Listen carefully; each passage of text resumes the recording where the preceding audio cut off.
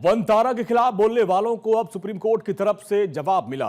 Court ने वनतारा पर हाथियों के ट्रांसफर को लेकर जनहित याचिका पर कहा कि वनतारा में जानवरों की खरीद बिक्री नियमों के दायरे में हुई है। कोर्ट ने इसको लेकर एसआईटी का गठन किया था, जिसकी जांच में वो तथ्य सामने आए जो वनतारा पर सवाल उठाने वालों को आईना दिखाते हैं।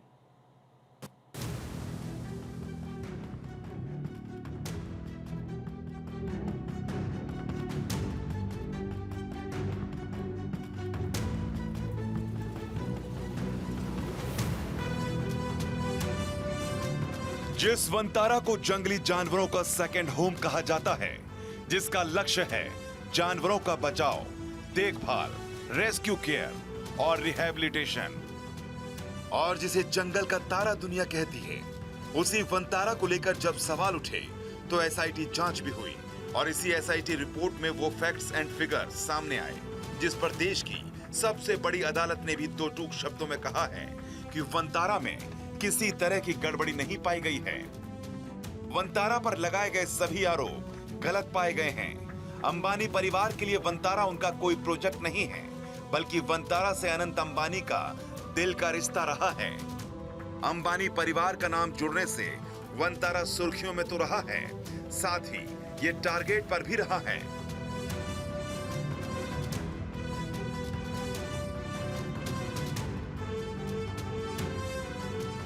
वनतारा के खिलाफ 2 रिट पिटीशन दाखिल की गई थी, जिसमें वनतारा में कथित अनियमितताओं का आरोप लगाया गया था।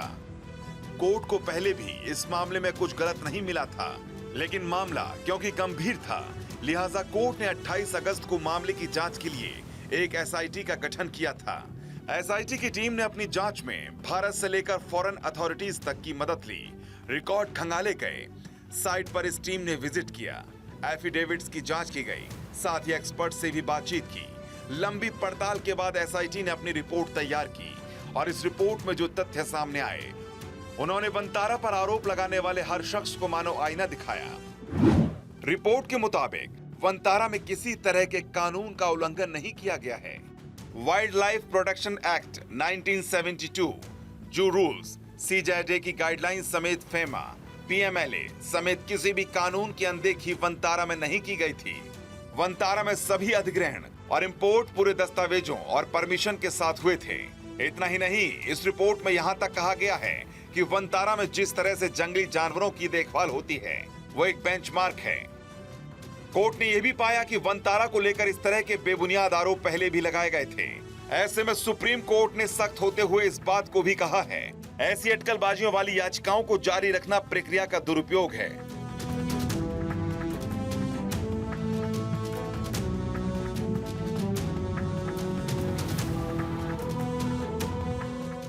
अब आप ये भी समझिए कि एसआईटी की ये जांच क्यों पूरी तरह से निष्पक्ष थी।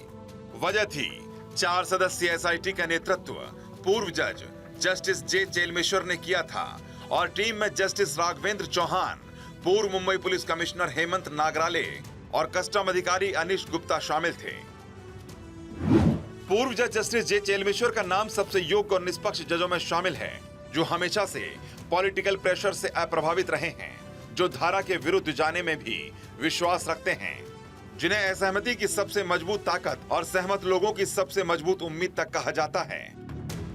सोचिए, जिस टीम में ऐसे पूर्व जज शामिल हों, उसकी रिपोर्ट पर फिर शक किसी को नहीं रह जाता है। और यही वजह है कि सुप्रीम कोर्ट ने एसआईटी के फाइंडिंग को मंजूर किया और केस को बंद कर दिया। Bureau report, Bharat 24।